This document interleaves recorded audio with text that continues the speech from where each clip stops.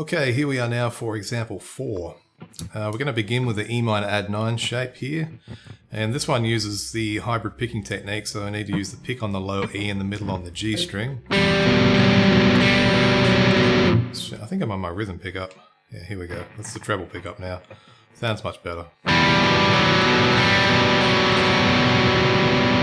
Yeah, so pick on 6, middle plucking the 3rd, and then you're just going to alternate pick through that chord like that. Now you're going to stay on that chord and do a slightly different sequence. Oops.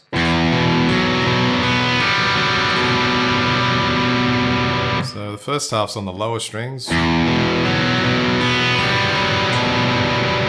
the latter half is from the B string down to the A string. So far we get.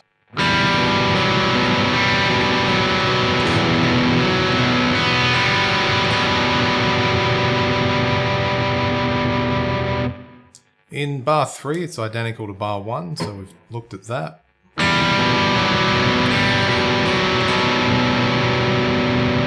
In the 4th bar it's virtually the same idea, except for the second half of the bar we're going to start on the high E string instead of the B string.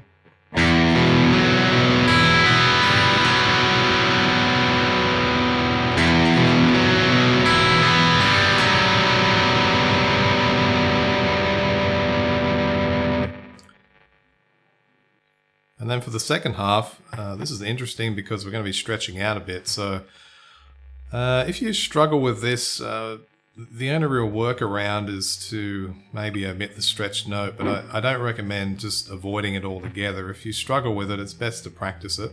And just remember that you don't want sharp pains while doing it. So the other thing you can do, and this will work generally okay, it might sound a bit funny in some positions, but it'll still sound decent just as a practice tool. Not for anything as the final result. You just get the shape and you just move it up until you find that you're comfortable, and then keep moving it down, and then hopefully your hand will just gradually stretch out and then become more accustomed when it gets down to this point. But for the most part I find most people are okay doing this. The secret I think is using the middle finger for the 5th in the power chord. So this is basically a C power chord, and we're going to be adding in the D, which is the 2nd. So it's like a sus2 shape, just in a different way. In fact, I think it's exactly the same as this one that we did in the previous example. Same notes. So yeah, just in a different position. So try to do it as best you can. If you do struggle, like I said, just move the shape up until you're comfortable. Practice that and keep moving it further down until you get into the actual shape.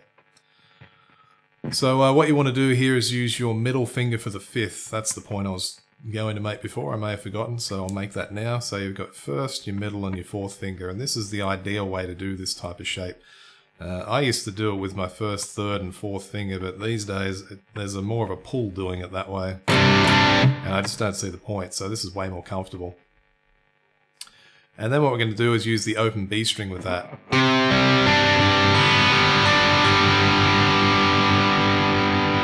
Okay, so to give you a bit of insight into what's happening from this point, I'm changing the scale tone on the G string, and I'm keeping everything else the same. So that's C and the G. You'll notice that's the constant throughout.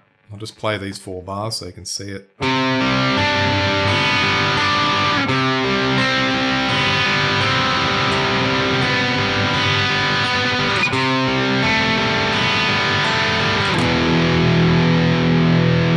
So it starts at the 7th fret, 5th fret, 4th fret, 2nd fret,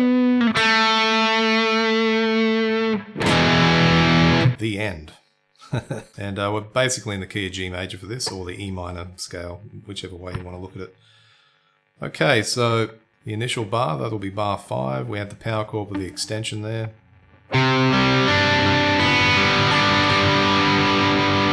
That transforms into just a straight power chord shape with the open B string. Going to replace the C octave with the B note. That's the major 7.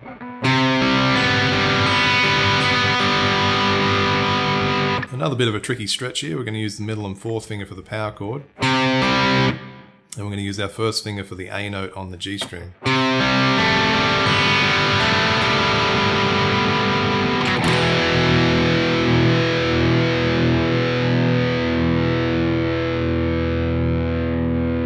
So as you can see there, a big part of my styles, I like to get the most from the position that I'm in, or I like to vary things up just from a point. So in this case, it was just a C power chord.